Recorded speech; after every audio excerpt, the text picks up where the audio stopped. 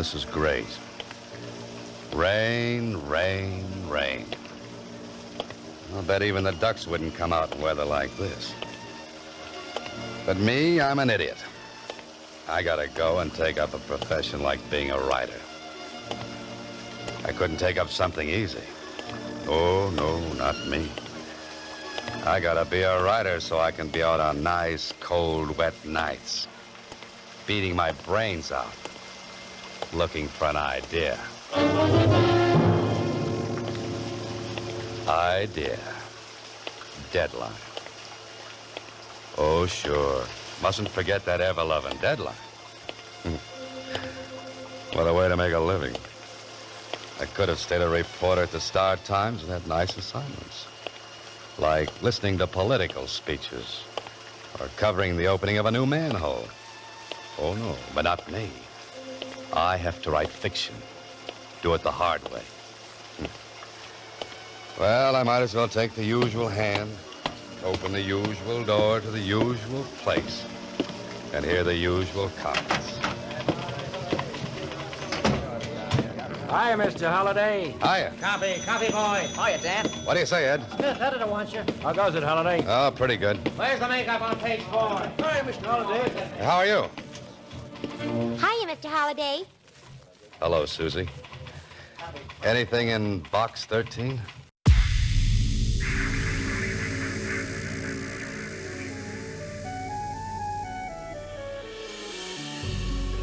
Welcome to Reimagined Radio, a program about radio storytelling. With each episode, we explore how dialogue, sound effects, and music can combine to promote storytelling and engage your listening imagination. We also like to include the stories behind the story, the history, the connections, trivia, and we always strive to answer the questions, so what? And why is this important? This episode is no different, and here to tell you about it is John Barber, producer and host. Hello, everyone. Welcome to Reimagined Radio. This episode is called Syndication. Syndication is a practice where private companies create and license radio content to radio stations and networks. We focus on Mayfair Productions, a radio syndication company owned by Alan Ladd, star of Paramount Pictures' Shane and other movies. We sample two of his syndicated radio series, Box 13 and the Damon Runyon Theater. Both are good examples of storytelling and immersive radio storytelling. We began with the opening from Box 13, offered by Ladd's Mayfair Productions. Ladd produced the 52-episode series, contributed to some of the scripts, and starred as Dan Holliday, a retired newspaper reporter with a unique way of finding ideas for his new career writing mystery and adventure novels. He advertises for them in his former newspaper. Holliday's ad reads, "Adventure wanted. We'll go any place. Do anything. Box 13, Star Times." Weekly episodes of the radio series are based on Holliday replying to letters he receives at Box 13. Holliday becomes an unofficial detective, meets and deals with colorful characters, and has life-threatening adventures along the way. We sample from the first episode, broadcast August 22, 1948. Holliday's first letter is from a woman needing help confronting her blackmailer of 5 years. The episode is entitled The First Letter. Thanks for listening, and enjoy.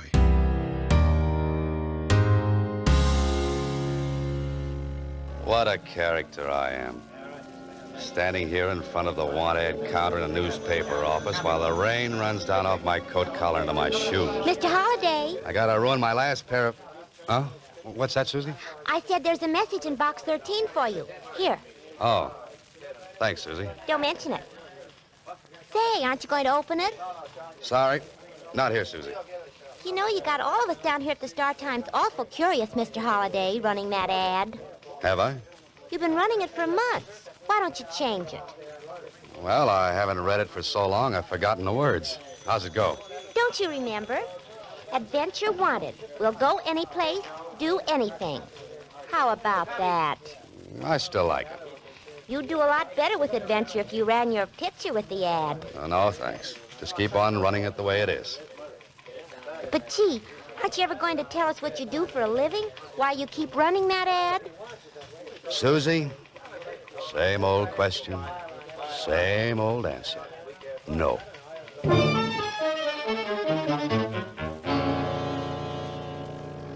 Well, if I'm not doing anything else, at least I've got the people at the Star-Times curious. They'd think my brain cells were 10 feet off first base if they knew why I really run that ad. Maybe they are. You can help a person out of great trouble and gain an adventure for yourself if you call Chester 8945 and ask for Carla Williams. Chester 8945.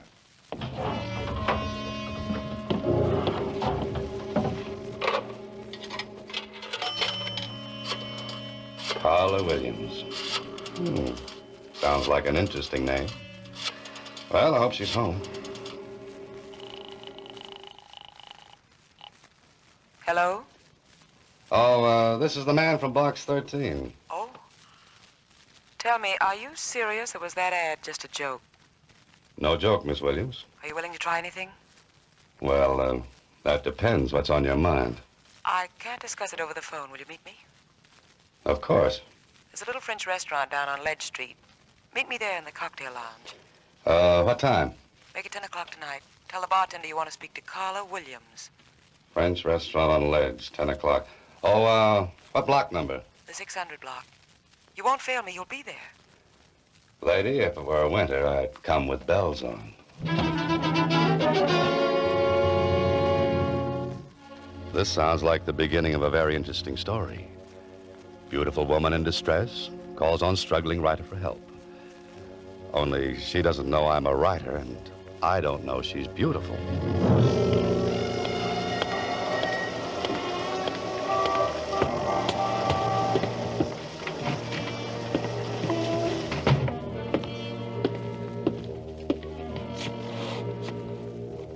What's yours, mister? Oh, I'm looking for a Carla Williams. Oh, yeah. She's sitting over there in that front booth. Thanks. Carla Williams? Yes. Oh-ho. Carla Williams could be material for a love story or an adventure story. Or, maybe both. And, do you have a name? Oh, yes. Dan Holliday. Sit down. Oh, thanks. I'm, agreeably surprised. I didn't think a person would get such a satisfactory reply from a want ad. And I didn't think I'd get such a nice replier. You're wondering about me, aren't you? You're wondering why you're here. Naturally. Well, I'm being blackmailed. That's a very nasty business. I've been paying blackmail for 5 years, but tonight's the end. I'm to meet him in 15 minutes and make the final payment and get the letters. Well, that sounds like the end of your troubles. But is it? I can't be sure. That's why I need your help. But what can I do? Well, you can be there as a witness. You can make sure this is the end. You can see that I get the letters and get away safely. Lady, you need the police. Why? To make sure everything I've kept hidden for 5 years comes out in the open? Maybe a friend could do it. My friends would be the last ones on earth I'd want to know. Are you afraid? No. You advertised for adventure? Blackmail isn't my idea of adventure. I'm sorry if my trouble doesn't measure up to your expectations. The best I could do on such short notice. Uh-oh. Well, I guess I had that coming. Maybe this isn't your idea of adventure, but I do need help. I need help badly. Let's leave it at that. Now, that might appeal to my early Boy Scout training. Then you will? I always help ladies across blackmail raps. What happens if your friend makes trouble? We can't make any trouble. He seems to have done all right for the past 5 years. There won't be any trouble if you're along. Here, reach under the table. Take this. Oh, now, wait a minute. This is a gun. Put it in your pocket. Don't let anyone see it. This is supposed to make everything all right? Well, you won't need it, believe me. I thought it would make you feel better. It makes me feel like a policeman. And I still think a policeman is what you want. But you promised. I said maybe. I have to meet him in 15 minutes. Please help me. Where do we go? His apartment. Far from here? We can make it if we leave now. What do you say? Maybe I should never have been a Boy Scout.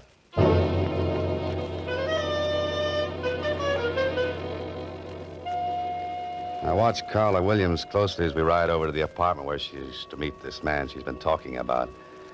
She's perfectly groomed with a certain niceness about her, except for those twin furrows of worry between her eyes and a cold look of anxiety. I don't think I would like to have her angry at me, though.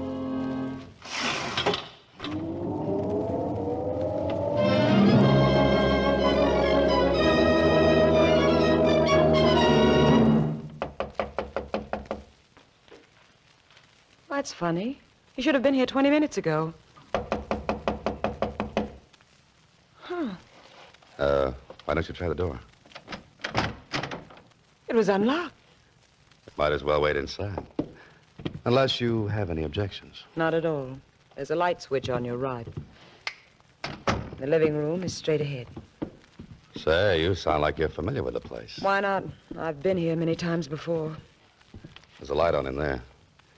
Suppose he might have fallen asleep? Waiting for his money? Hardly. Well, this is more like it. This spot is nicely furnished. With my money. But at least we can sit down and make us... Oh, no. Miss Williams, what's the matter? What happened? On the floor by the desk, look. You stay here.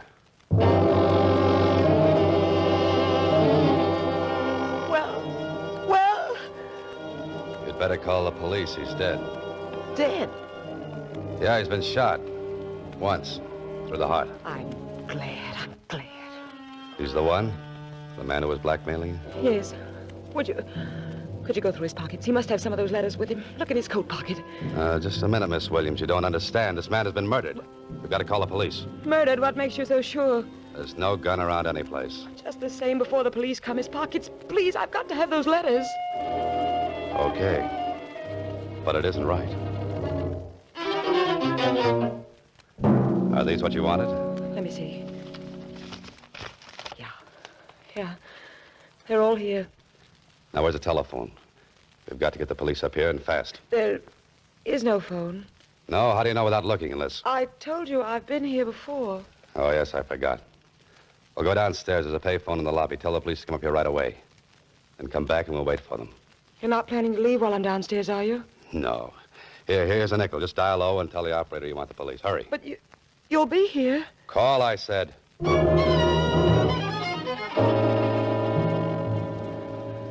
I wanted adventure, so I put an ad in a newspaper.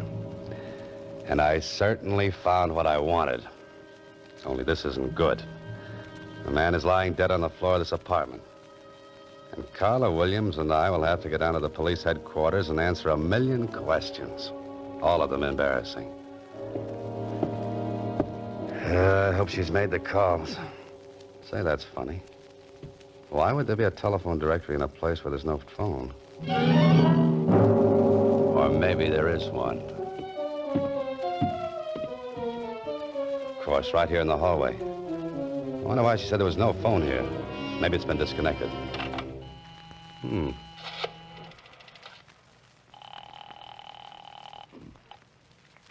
Operator. This is the operator. Oh, fine. I've written a dozen stories like this. And whenever I've reached this point, the hero always finds that he's been framed. Framed? The gun. Yeah, I gotta look at that gun. Gotta find out if it's been fired. One shot has been fired. And the police surgeon will probably find the bullet from this gun in that dead man's body. The police. Seems like little Carla took care of that. Me, I'm gonna take care of something else. I'm leaving.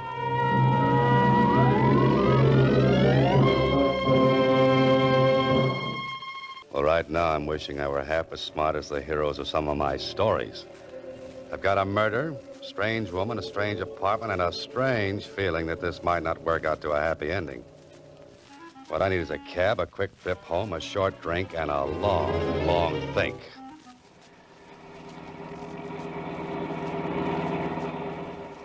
Sure is a rotten night to be out. Yeah, it sure is. I never seen such rain. Not so good. Cops are sure busy tonight. Sounds like it. Wonder who they're after. I wouldn't have any idea. Could be a murderer, you know. Yeah, just could be. Just a night for a murder. Perfect. How come you got so wet? It's raining. I know, but how come? My umbrella needs recovering.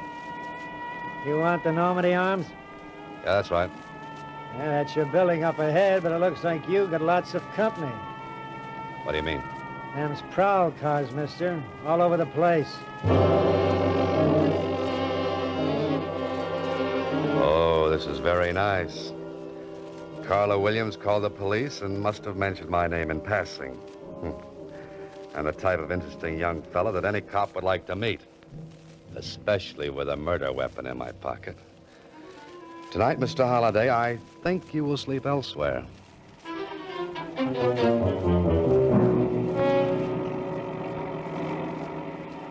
Want me to pull right in where all them cops are? No, they look busy, so maybe we'd better not bother them. Just keep on driving. But this is where you live, ain't it? I don't feel like going home tonight. I could shove them cops aside, you know. This is legitimate hack. That would be fun, but don't bother. You're the boss, mister. Where to? There's a place down on Franklin Avenue. 1612, I think. I know that place. That's the cheapest hotel in town. Yes, I believe it is. Hey, how do you know about a place like that? I got information there for a story. But a joint like that, what are you going there tonight for? To sleep. You writing another story? I'm living one. Living one? Yes, I left my typewriter at home.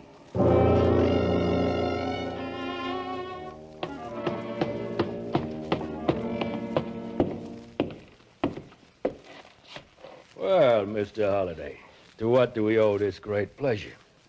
Maybe you're just lucky. More research on the seamier side of life? No, not tonight. I'm looking for a room.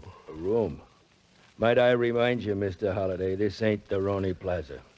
Have you got a room? Any particular exposure you might like? The less, the better. I'm sure we can fix you up. That is, if you're willing to pay in advance. Buck and a half, how much? $25, Mr. Holliday.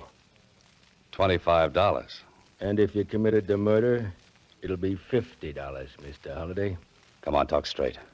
I don't want any trouble with the police. What makes you think I'll cause you trouble with the police? Little box called the radio, police calls. They're a lot of fun to listen to, Mr. Holliday. Yeah, I'll bet they are. You'll be comfortable here and safe. I'm beginning to wonder if I could afford it. With your money? Don't make me laugh. I wasn't trying to. Where's your phone? The one on the wall costs a nickel.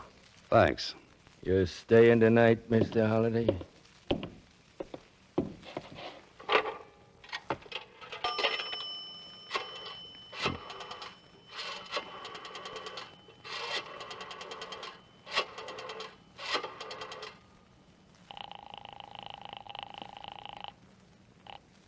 Hello? You got back there in a hurry. You. Where are you? Still in town. What about the police? They with you? What do you think? Thanks for putting in a good word for me. I had to. They made me. Look, I want to talk to you. I know that feeling. I want to talk to you, too. I can explain everything. Like a gun with one bullet fired? Yes. A missing telephone that wasn't? That, too. Oh. Then you're just the little girl I want to have words with. Can you come over here right away? Are the police there? Oh, that's right. Name a place, I'll meet you. The corner of 6th and Victor, 10 minutes. Right. Now I know how the fox feels when the hounds are closing in. Someday I'll have to write a story about a fox. Put that guy Burgess and his Peter Rabbit out of business. Hey, cab!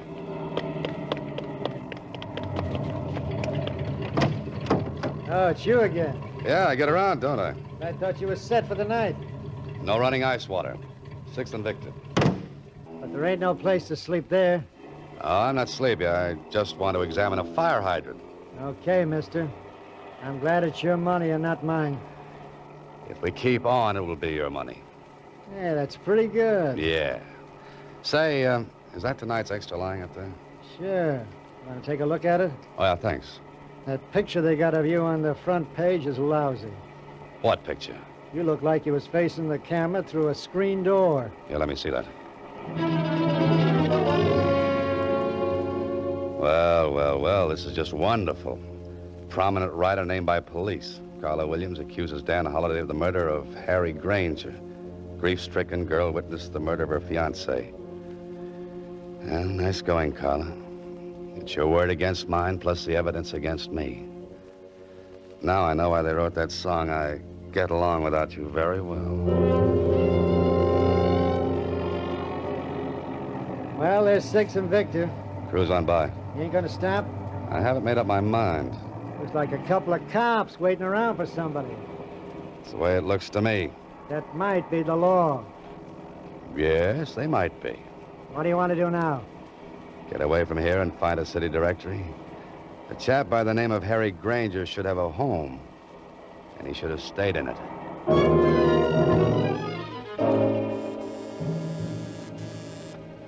I'm either just ahead of the police or right behind them.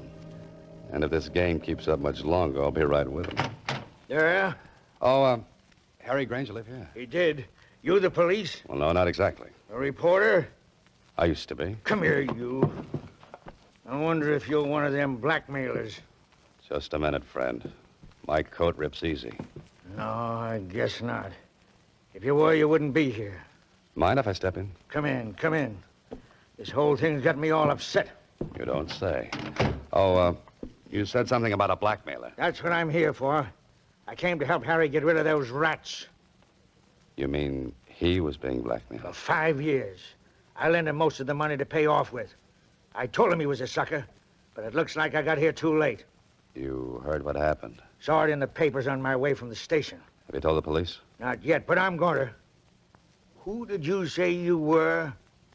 I didn't say. You know something about this? I think I do now.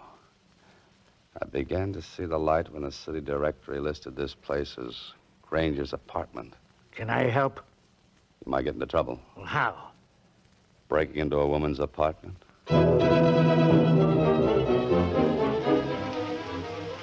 After this, I'll use a fire escape and more of my stories. They're the most interesting things about a building. The man from homicide will be out in the hall seeing that no one comes in here.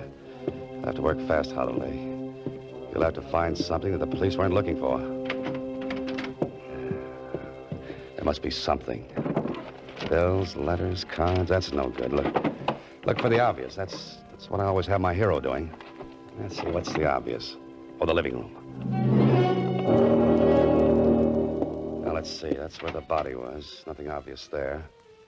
On the desk. No. The table. No. The fireplace. Hello. A small frame snapshot. And I think it might be just what I'm looking for. My old friend, the bartender, and Carla Williams. And with your arms around each other.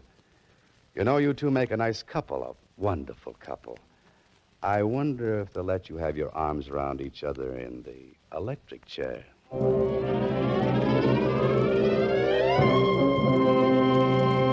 Well, I finally made it. I'm down at police headquarters in the office of a tall, gangly character named Lieutenant Kling. Of course, a few things have happened.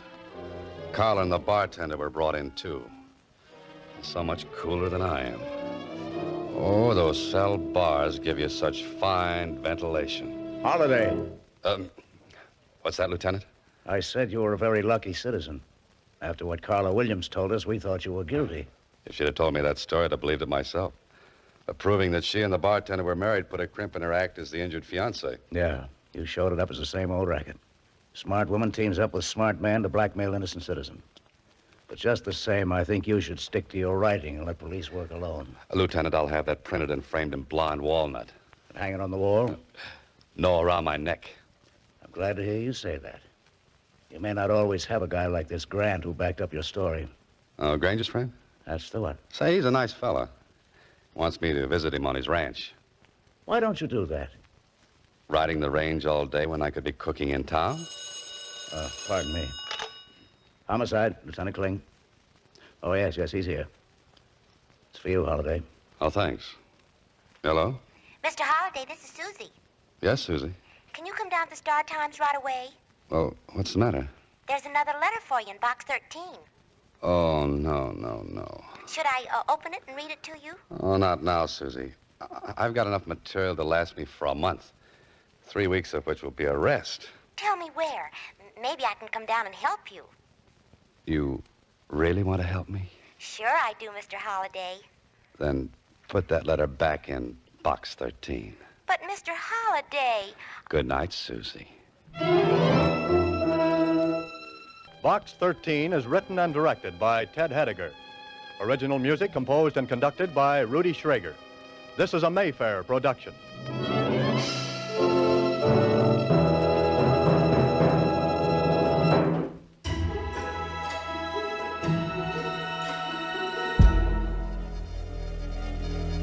We just listened to the first letter, the first episode of Box 13, a weekly radio mystery and adventure series produced by and starring Paramount Pictures movie star Alan Ladd.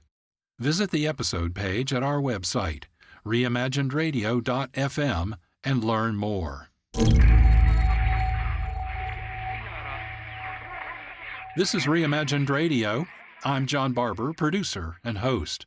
I'd like to tell you about The Fusebox Show, produced by Marc Rose. Each episode is a carnival of quick-witted and quirky conversation and commentary about current-day events and news. Here's a sample. Fusebox. And you're, like, out of organs, right? Oh, I'm completely sustained by a tiny alien living inside my ribcage doing all the vital work, Mr. Keynes.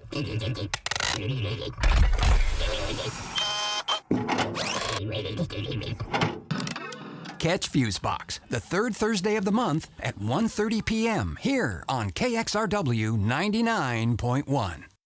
Learn more and subscribe to the Fusebox Show podcast at their website, thefuseboxshow.com.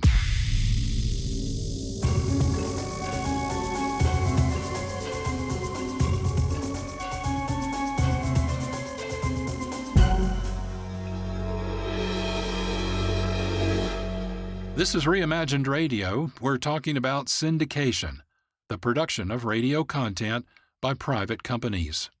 Our focus is Mayfair Productions, owned by Paramount Pictures star Alan Ladd. In addition to Box 13, Ladd's company also produced and syndicated the Damon Runyon Theater.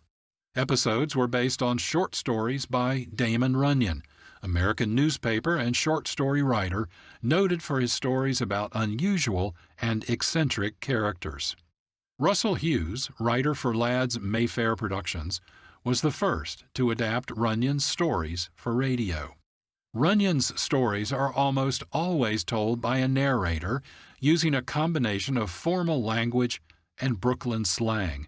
He avoids contractions and speaks only in the present tense.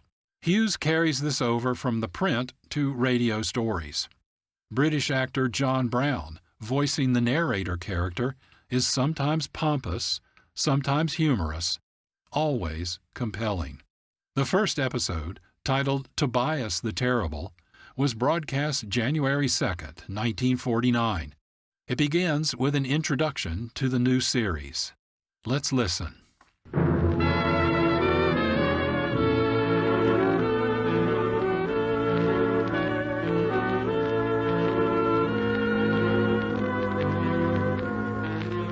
Everyone knows Broadway is in New York. The Broadway, that is. It has a dozen aliases. But whether it's called the Big Drag, the Gay White Way, or just the Street, it means that bustling stretch of Midtown Manhattan that is at once garish or beautiful, hard-hearted or soft-hearted, cynical or naive, depending on how you look at it or feel about it. To some people, it can be all those at the same time. One of those people was Damon Runyon. Damon Runyon, one of America's greatest storytellers, knew people and loved them. Damon Runyon told his stories through the eyes and mouth of a character who seems to have no name. We call him Broadway because Broadway seems to be his only home. And he is satisfied with it and happy. He knows all the guys and dolls, and they know him. How Broadway makes a living is a mystery, and one we'd rather not solve. We accept him, and because we do, we accept his stories as true. Anyway, here is Broadway. Thanks. One night, I am sitting in Mindy's restaurant on Broadway, partaking heartily of some Hungarian goulash, which comes very nice in Mindy's, when in pops a guy who is a stranger to me and sits down at my table. In short, I do not know this guy. But it turns out later that we are all calling him Tobias the Terrible. And how that comes about is quite a story, which I will tell in a minute. As I am saying, I am partaking of Mindy's Hungarian goulash when in pops a guy who is a stranger to me and sits down at my table.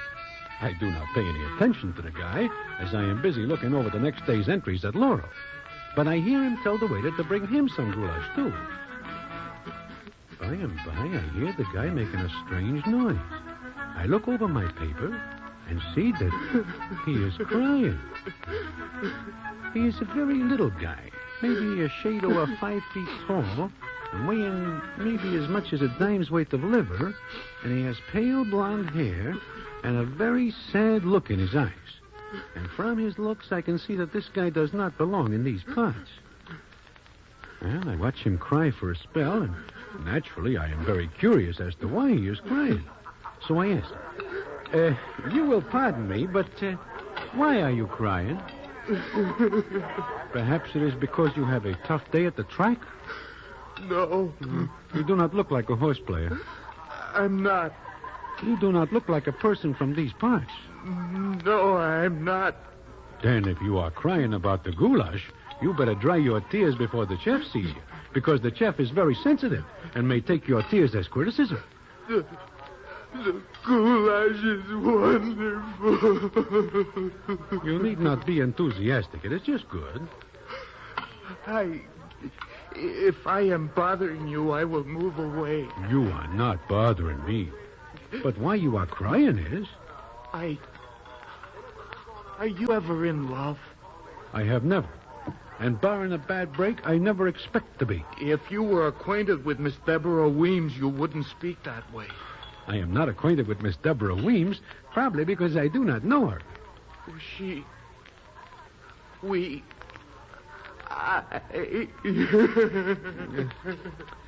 With that, the little guy goes back to crying. And it touches my heart, because I am convinced he is leveling with the tears.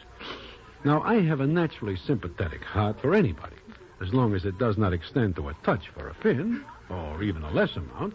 So I get this little guy to tell me his name, which is Tobias Tweedy. This is an odd name, but it belongs to an odd character, so I lets it pass. He tells me the whole story, which is as follows. My home is in Erasmus, Pennsylvania. Do you know where that is? If it is not within a stone's throw from where we are, I do not. Well, I am in love with Deborah Weems, who was in love with me until she changed her mind. Why is she not in love with you anymore? She thinks I'm not tough enough. Why does she not see this at first? You do not look like you are ever dangerous. I'm not. That's the trouble, Mr. You may call me Broadway. Well, Mr. Broadway, Deborah goes to the movies, and she has seen tough guys, and she has made up her mind that they are her ideals. Ah. To make things worse, there is a Joe Trivett in Erasmus who claims he once shook hands with a gangster. That is dangerous work. I don't believe him. I told him so. And what happens? Look, why don't you go back to Erasmus and punch this Joe Trivett? That is what happened. You punches him? No. No? The reason I don't is because he has the idea first and punched me. That is when Deborah called off our wedding. She called me a rabbit. Personally, I can see that this Miss Deborah Weems has got a point, but I do not mention it to Tobias. I wait for him to stop crying, and he goes on as follows. So I left town. I drew $200 out of the Erasmus Bank and came here. Why? Oh, I figure that if I can meet up with some real underworld characters, I can go back to Erasmus and make Joe Trivett look sick. If I could just go to a tough joint and see some characters, I could go back to Erasmus. Hmm. Do you know a place you can take me? Well, your story touches me. I will take you to such a place. Well, it is maybe a couple of minutes later that Tobias Tweeny and I are in a taxicab going up Broadway. Tobias is all eyes, which makes him look like quite a large rabbit by now. He turns to me and says as follows. Golly, Mr. Broadway, this is nice of you. If I hadn't met you, I would never meet any underworld characters. Yes, look, Tobias, if we should run into some citizens who are, who are not exactly your idea of a Boy Scout, I want you should not mention it. You mean they might kill us? I am crossing my fingers against such a happen. Or maybe you will point out some of the sights for me as we go along. I see most of them by day, but I do not recognize them. Tobias, you have nothing on me. I do not recognize him in the day either.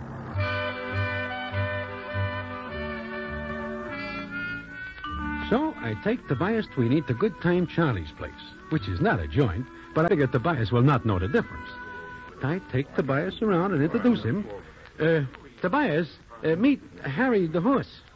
Gee, you ain't growled much, have you? and this is Angie the ox. Where did you get this, Broadway? Angie the ox?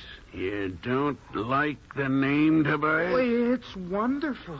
And this is little Mitzi. Hiya, Tobias. So I introduce Tobias all around, and his eyes are growing like saucers. I tell his story, and when I do, Tobias starts crying again. And it affects little Mitzi, who is just tossed around himself more than somewhat by a doll. Little Mitzi says to Tobias, I never hear of such an outrage in my life. If I have time, I will go back to the town with you and make this Joe Trivett hard to catch. Furthermore, I will give this Deborah Weems a piece of my mind. Say, Broadway. Yeah, Angie? You say you bring him here to meet some underworld characters? Well, yes, that is what I say. Are you expecting to find them here? Well, I wonder if we can get in touch with anyone who knows such characters and can arrange to have Mr. Tweeny meet them. Although, personally, I loathe and despise characters of this nature. Hey, you guys, we got to talk this over. Come on. Yeah, we got to help this. Now, all this is very odd, especially since little Mitzi himself is a character who the police dislike intensely. In fact, so much so that they are willing to give him a vacation on citizens' money. It is likewise with Harry the horse, Angie the ox, and the others. But I say nothing, which is very smart, not only now, but at any time. Anyway, they are talking us over. And while they are, I see that Tobias Tweeny is asleep. It being after 3 a.m. in the morning, he is done in. He is still asleep in a chair when Good Time Charlie comes hurrying in. Hey, you guys. Harrigan's outside. Harrigan? Harrigan? Yeah, I believe that is his name, and he is still a lieutenant in the police force, and he is in company with others of his ilk. A raid? And I am carrying a rod. Which is awkward, because it'll be tough on anybody who owes the state some time. And I seem to remember owing some. The police are back and front. Can you hold them off, Charlie? I will stall, Mitzi, but Harrigan is a very determined man. You will stall until we can get rid of our guns. Yeah, all right. But you will please make it very fast, or Lieutenant Harrigan will take nothing to coming through the door without opening it first. You will make it snappy, boys. Yeah, where was it? I am uncomfortable, naturally. But the rest are even more so, especially since being caught with a Roscoe means large portions of grief. But there is no place to chuck the irons, there being an even dozen of said weapons. And then Angie looks up and points to Tobias and says, Him, a Tobias character. What about him, Angie? Harry, now I ask you, does he look like a hardened character? He looks like nothing. But I do not see the reasons for this discussion at the present time. Look, we put our guns on him. Angie, you are a genius. Yeah. Mitzi, I thank you. All right, load him up with rods. I put my rod in his pocket. Stick this in his waist. Well, they all stowed their guns on Tobias, who is so sleepy he just mumbles as they tuck the irons on his frame and in his clothes. When they finish, Angie looks at him and says, There, Harrigan will never find him. Who would think of looking for a gun on him? Listen, That, I believe, is Harrigan and his gendarmes. We will sit down and look innocent. Well, well, well. Good morning, boys. What a nice gathering we have here. What, if I may be so bold, brings you out on such a night, Lieutenant Harrigan? I am restless at night, Harry, and I'm looking for company. Who's that? That is a friend of mine, Lieutenant Harrigan. By name, he is Tobias Tweeny. That an alias, Broadway? It is his given name. Where is he from? He doesn't look like a local character. He is from Erasmus, Pennsylvania. What is he doing here? I bring him here. What for? For a cup of coffee? I see. It didn't keep him awake. He is not used to late hours. Okay. All right, the rest of you, line up for a frisk. A frisk? You are going to search us? Why?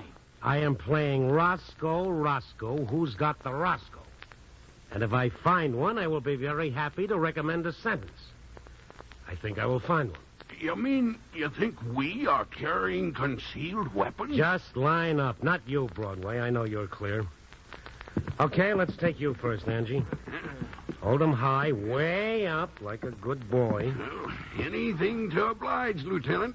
The rest of you face the wall and keep your noses against it. Well, how's that, Lieutenant? Well, you're clean, but I don't get it. All right, Harry, you're next. Hold 'em higher. I am troubled with a sore shoulder, which prevents me from obliging you to the limit Skip of it. my...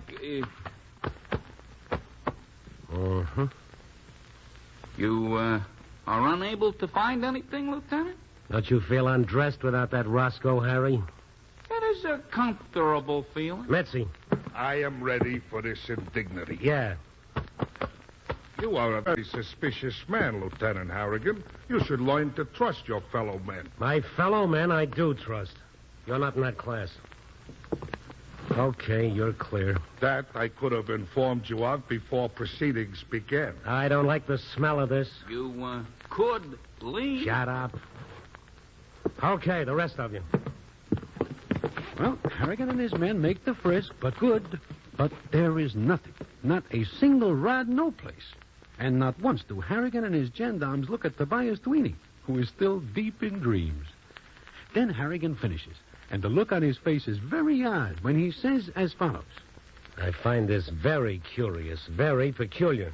It could be that you are given a bum steer, Lieutenant. That could be, Angie, and it's lucky for you it is a bum one. I am going to see my alderman. I am a citizen, and I got rights as such. Harry, you are not a good citizen. But I got no gun. That is correct, and I'm puzzled. All right, boys, let's go. Harrigan and his boys are just about to the door, and one and all are breathing again when... Wait a minute, what the... Holy mackerel. For a minute, there is no sound, because nobody is able to make one. We are all looking at Tobias Tweeny, who falls off his chair and lands on the floor, the 12-gun sliding every which way on the floor. Harrigan's eyes are popping a foot. When he gets back his voice and yells, Grab that guy, boys. Grab him before he gets his hands on one of those rods. I've seen a 2, even a 3-gun man before. But so help me, this is the first time I ever see a 12-gun character. Hey, you, wake up. Wake up, hear me? Deborah, is that you?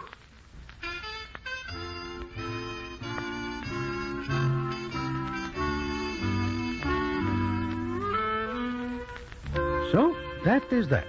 Tobias Tweeny is picked up off the floor with 10 gendarmes grabbing parts of it. The next day, the newspapers are full of the capture of a guy they call 12-Gun Tweeny. The papers give it a big play, and Harrigan gives out a statement that says 12-Gun Tweeny is a bloodthirsty guy because he says nothing whatsoever, but only glares at them with a steely glint in his eyes. Although, of course, the reason Tobias stares at him is because he is too dumbfounded to think of anything to say.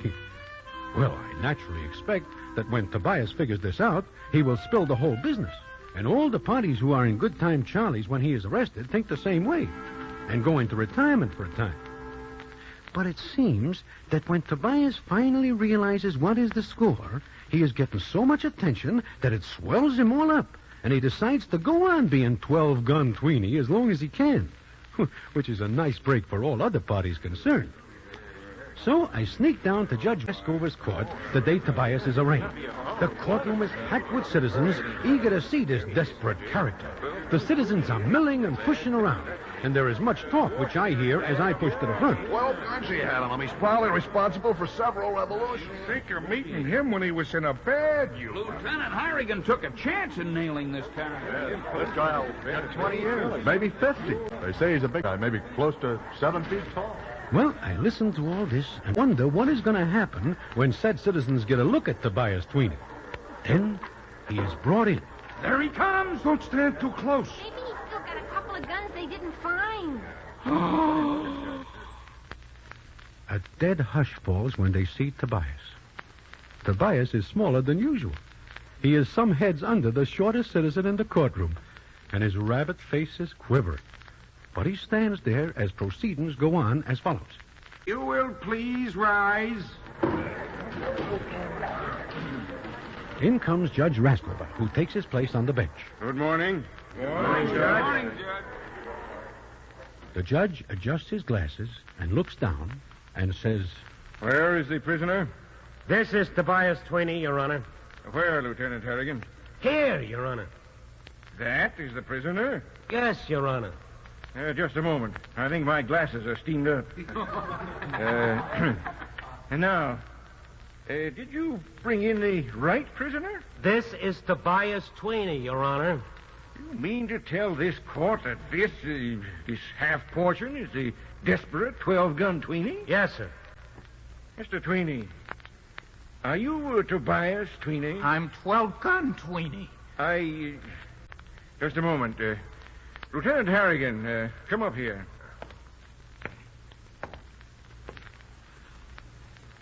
Yes, Your Honor. Are you sure you found 12 guns on this man? I did, sir. Are the guns in this courtroom? On the table, Your Honor. Good. I wish to see just how he was carrying them. Please put them on him. Yes, Your Honor. Mulligan, Schwartz, give me a hand.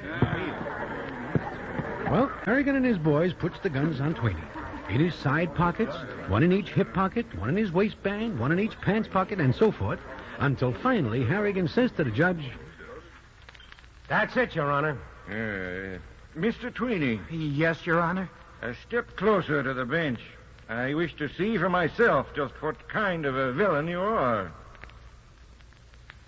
Go on, Tweeny. Step up. Tweeny, His Honor said step up. Well, we stand there and watch Tweeny. He does not move. It is like he is rooted to the spot. And I figured that now he is scared and wishes he is back in Erasmus. And then, while we watch, he takes a step, and it is like he is pulling his foot out of a puddle of tar. And then...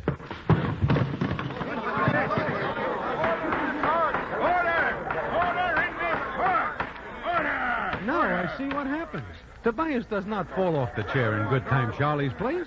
He is just naturally top-heavy from all guns. And it is the same here. He is not able to walk under the load, and he topples forward on his face.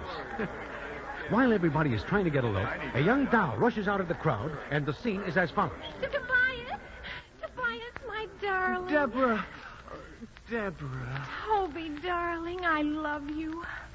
I did not realize this until we saw the New York papers in Erasmus. Deborah, you love me.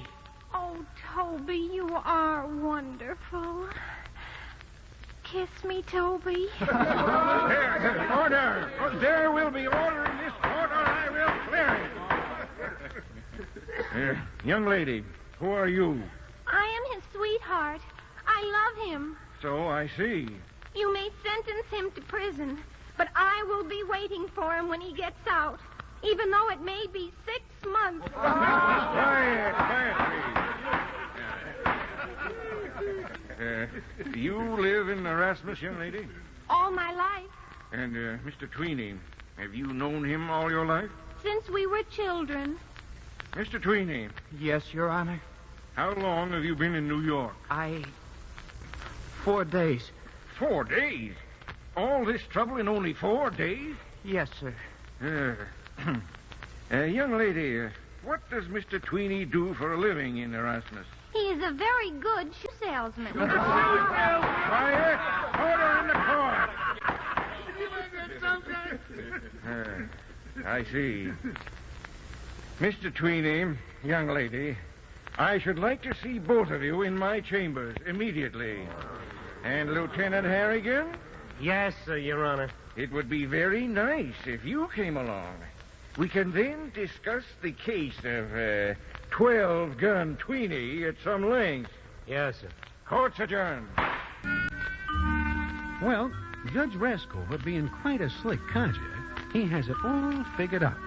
And it is figured out along the right lines, which makes Lieutenant Harrigan uncomfortable, and also some other characters whose names you know. They are forced to stay undercover. Well, Tobias Tweeny and Deborah Weems go back to Erasmus, and it is not until a month later that I hear the payoff, which I will tell you in a minute.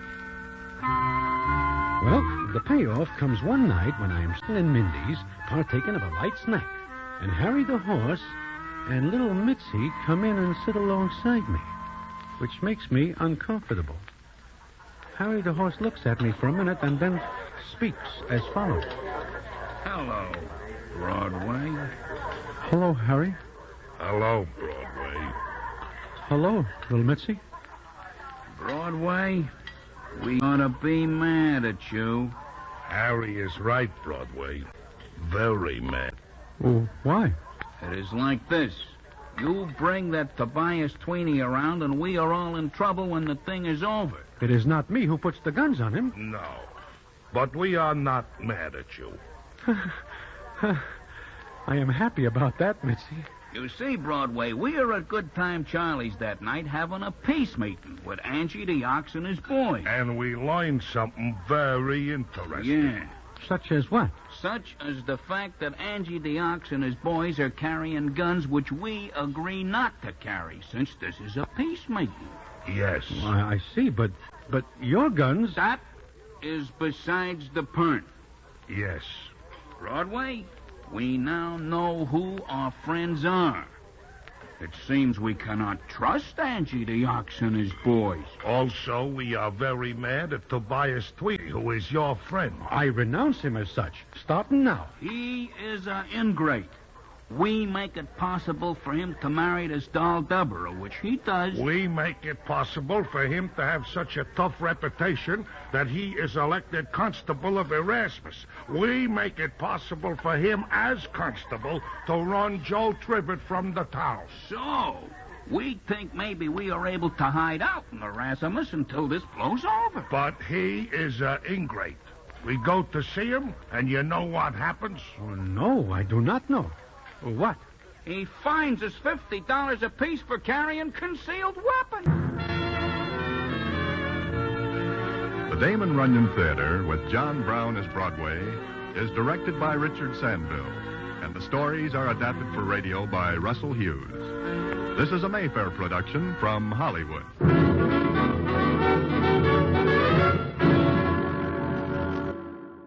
We just listened to Tobias the Terrible from the Damon Runyon Theater series, produced and syndicated by Paramount movie star Alan Ladd's Mayfair Productions. More information and listening opportunities are available at our website, reimaginedradio.fm.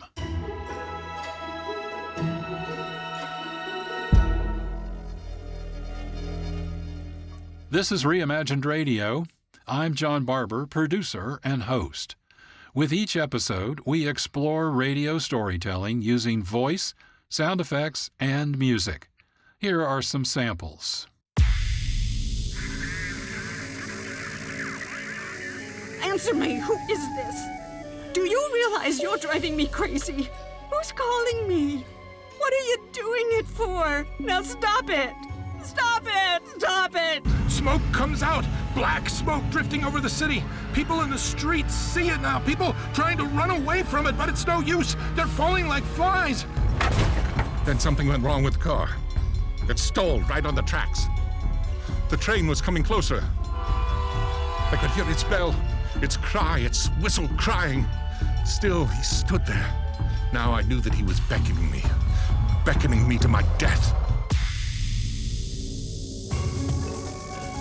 Reimagined Radio. Nothing to see, everything to hear.